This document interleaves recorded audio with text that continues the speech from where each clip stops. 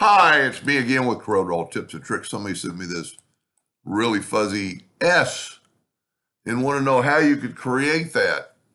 I haven't even tried yet, but when I look at something like this, I look at it, it looks like a pentagon that's been stretched out.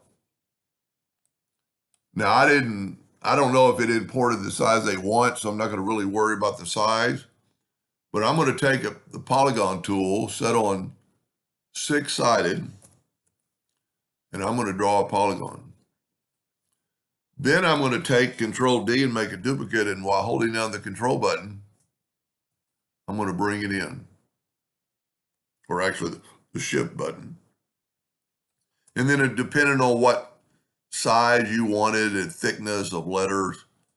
And then I'm going to Control G to group, Control D to duplicate it. And I'm going to move it down, holding down the Control button till it snaps to right there. Now I'm going to take this virtual segment delete key and delete all this. Now I need these lines right there for a second to be in the middle.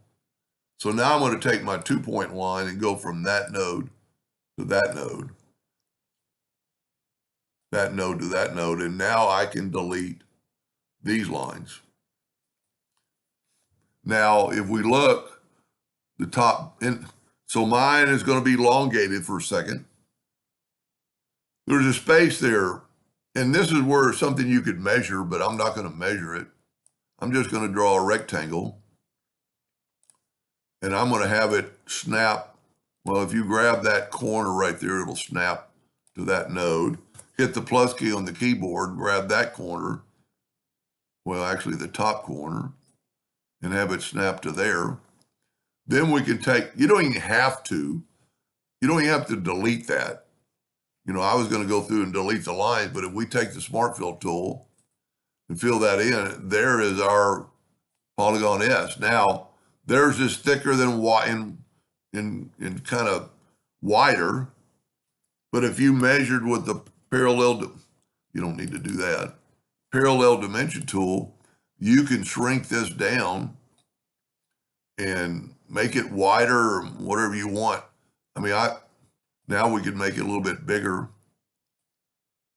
Now see, if you measured, you could have got it, or I could have got it dead on. Now, I'm hoping he only has to do one letter of the alphabet. I'm hoping he just wants that S. I don't really understand what it's for, but that's beside the point. Anyway, I hope that helped them a little bit. Thank you for watching.